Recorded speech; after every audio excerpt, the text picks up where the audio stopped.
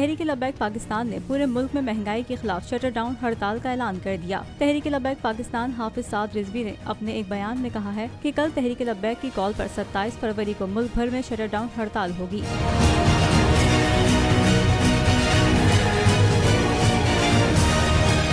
साद रिजवी ने कहा, महंगाई पेट्रोलियम मसनूआत की कीमतों में इजाफे पर हड़ताल पर मजबूर हुए। हुकूमत पेट्रोलियम मसनूआत की कीमतों पर इजाफा वापस लेती तो हम हड़ताल न करते। दूसरी जानिब होल सेल सर्विसेज एसोसिएशन के चेयरमैन अब्दुल रऊफ इब्राहिम ने कहा कि पीर 27 फरवरी को कराची की अजनास मार्केट, जोड़िया बाजार और अतराफ की दीगर मार्केटें खुली रहेंगी। उन्होंने कहा, महंगाई के खिलाफ एहतजाज में जरूर शामिल होंगे, लेकिन मार्केटें बंद नहीं करेंगे।